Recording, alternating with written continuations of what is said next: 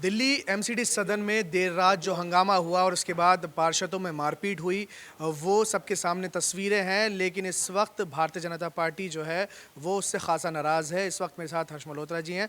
Sir, कल जो हंगामा हुआ सभ्य लोगों को ही शोभा देता है जिस तरीके का तस्वीरें आई।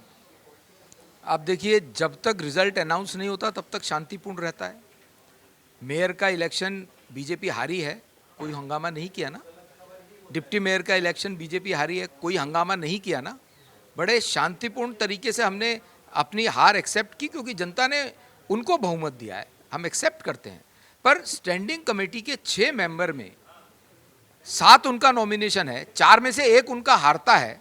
जब चुनाव चल रहा होता है, पीसफुल चल रहा होता है, हम कोई हंगामा नहीं करते हैं, कोई उपद्रव नहीं होता है, मेयर भी कोई ऑब्जेक्शन नहीं करती है, चुनाव ठीक ठाक हो गया, शांतिपूर्ण।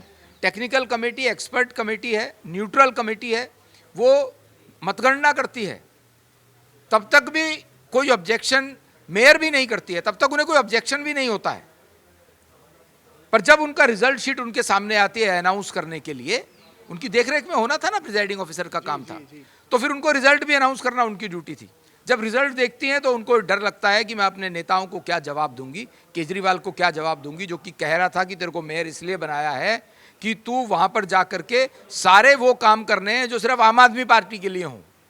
चाहे कोई हारे चाहे कोई जीते, तूने अनाउंसमेंट यही करनी है कि आम आदमी पार्टी जीते। वो बार बार इंसिस्ट करती है कि रिकाउंटिंग कराओ, ये रिजल्ट शीट गलत है, तुम काउंट ही नहीं कर सकते। टेक्निकल न्यूट्रल लोगों ने उसको रिजल्ट दिया है, उसको अनाउंस करना तुम्हारा काम है। वो अनाउंस नहीं करती हैं और एब्रप्टली उठ के चली जाती हैं, हाउस को एडजर्न किए बिना। पता नहीं कब आएंगी, कि अगले दिन सुबह आएंगी। पार्षद वहीं बैठे रहते हैं, 4 घंटे तक सब शांत रहता है।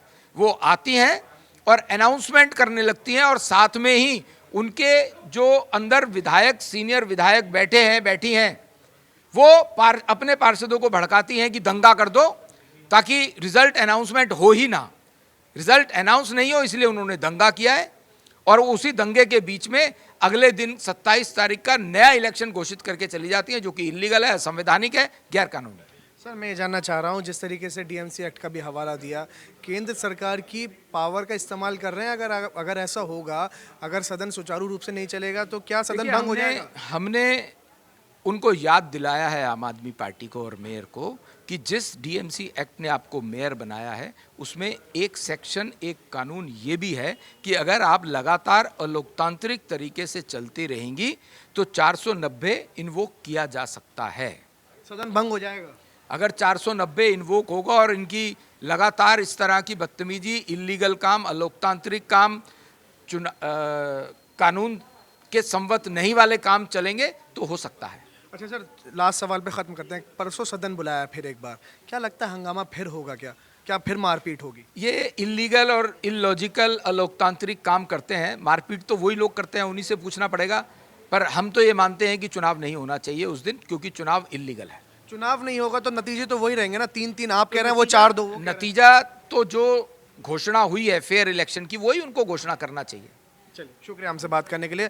तो ये थे हर्ष मल्होत्रा, भारतीय जनता पार्टी के नेता, जिनका साफ तौर पर कहना है कि 27 तारीख को सदन भले ही बुलाया गया है, लेकिन जो कल सदन में रिजल्ट आया था स्टैंडिंग कमेटी का, 3 भारतीय जनता पार्टी और 3 आम आदमी पार्टी, अगर वही रिजल्ट रहता है तो भारतीय जनता पार्टी इस पर जो है इत्तेफाकी जाहिर करेगी। अदरवाइज भारतीय जनता पार्टी जो है या तो कोर्ट जाएगी, नहीं तो केंद्र सरकार की ताकत का इस्तेमाल करके सदन भी भंग कर सकती है।